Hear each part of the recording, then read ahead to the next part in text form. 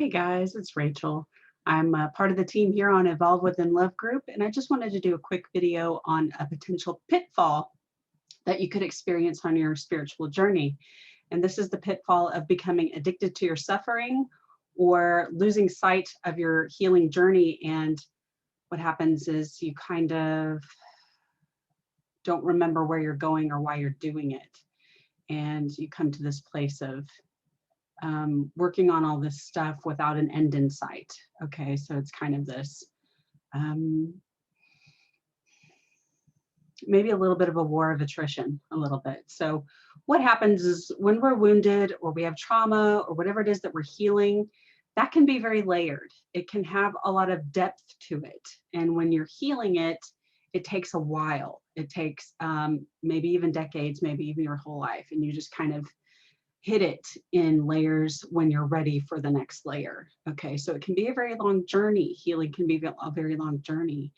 And what can happen while you're healing that, or when you start the process, is that you can get lost in the process because it takes so long, or because there's so many layers, or because it's so painful, or all of these things all together. And you can also get lost in the pain when it's deeply painful. You can sometimes experience it again as if it's happening for the first time, because the healing journey can be immersive like that. Or if you have repressed those memories and they open back up, it's like it happened yesterday or 5 minutes ago. So you can get lost in the process, or you can get lost in the pain. And you can even form an identity around your pain, where you start to not know who you are without that suffering, without that trauma, without that pain. Well, if I don't have this, like if I'm not a victim of childhood abuse, if I'm not a victim of a narcissist, then who am I? Because you've carried that pain around for so long. Does that make sense? So there is a very real possibility that you can get lost in your healing journey. And I wanted to talk about how to not do that, or how to get back on track if that happens to you, because I experienced that very recently. And it's, you know, it's a thing. If you're going to do shadow work, it's a thing, it's a concern. So one thing is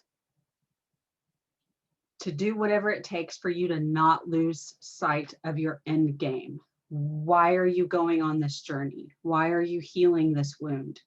It's because you want to get to some other state with it. You don't want to feel this way that you currently feel about it. You don't want to have all this pain following you all the time. You don't want to have whatever effects it's having on your life, like impacting your relationships with other people, impacting your relationship with yourself, blocking you from bringing in the kind of life that you want to have, from manifesting the kind of things that you want to manifest. So what a really good thing to do is think about why you're embarking on this healing journey to begin with. What is it that is driving you to heal what hurts? Is it a state that you want to get to, a feeling you want to have, a feeling you don't want to have anymore, something that you want to offload? Okay, so just like you would set a goal of, I'm going to save $1,000, with this healing journey, you're going to set a goal. I imagine that I could feel X. I imagine that I could have X. And that will be one of my signposts to know, hey, I'm doing great with this healing journey. I've made a lot of process with it. I made a lot of progress with it. And that kind of thing. So you want to know why you're doing it and what your desired state is from that healing. That will kind of help you refocus. And maybe that goal changes as you get further into your journey, and you have to change that goal because you're looking at things differently, you're feeling differently, you decide you want different things, whatever it is. So having that end game in sight, having a goal in sight, reassessing as you get further in it, that can be very helpful from the get-go. Have a goal from the get-go. Now, if you're in it and you've been in it for a while and you feel like you have been doing this forever and you can't see an end in sight, you probably have already gotten lost a little bit in that journey, and that's okay. It happens. And what it can feel like is that it's given you a mock purpose. Oh, well, it's, you know, it's very spiritual to heal your stuff. So I'm just being spiritual by healing all this crap, by healing stuff and then grabbing another thing and healing that and grabbing another thing and healing that, because that sounds great, right? You're doing all this healing.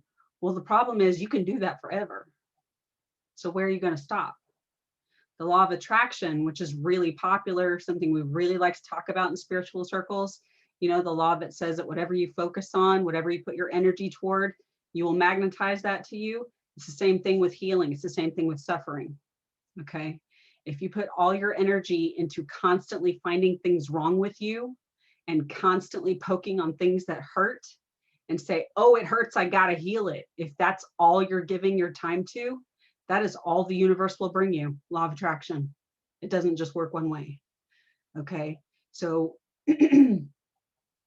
at some point, we do have to find that wisdom in ourselves to say, okay, I don't feel the way I felt when I began this. I feel a lot better. My life is in a great place. I'm going to go ahead and stop this. I'm going to go ahead and let that go. If there's something else that comes up, the universe will let me know and I can heal that. But you know what? I'm declaring this journey is over.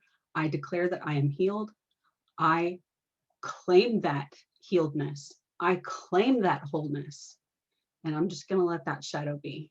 I love it. I accept it. And it's time to stop. Okay.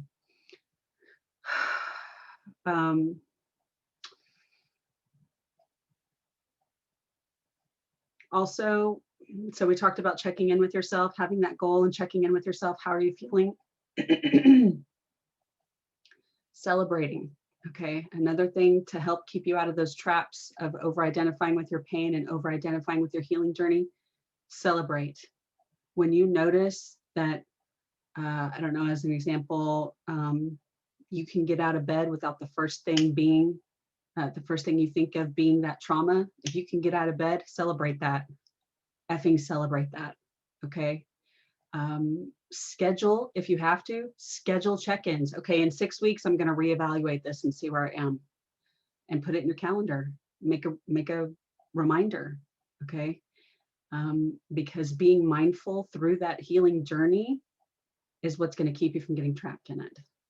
And that's what I wish that I had done. The other thing is talking to your tribe, talking to your therapist. Okay, if you need professional help in your healing journey, great, get it and check in with that person. If you're not seeing them, but you know, once a month or whatever it is that you've decided on for your treatment process, then take those check-ins. How are you feeling? How are you doing? What are your thoughts like? What are your stories? Okay, so checking in with your tribe, meaning your friends, your community, or a third party who's there for healing purposes, like a doctor or a therapist, something like that. Check in with somebody and talk about where you're at, because they may be able to see where you're trapped, where you're not able to see that you're trapped. Okay, sometimes it really helps to have that third party observer kind of looking in on you and kind of checking in with you. How are you doing? What are you thinking? Do you still feel as bad as when you started? You know, these kinds of things. So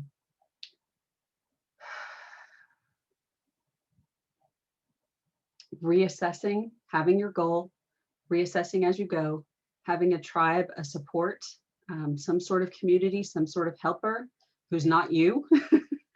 That can be very helpful to keep you from over-identifying with your suffering, trying to talk too fast, and getting lost in the process. Now, I want to recommend my colleague who is also part of this Evolve Within Love group. I would like to recommend my colleague Lauren Antifermo's Body of Light, Body of Design, and Body of Love courses, because I feel like I have been through those courses. I have personally taken them as, you know, as a participant working on my own stuff.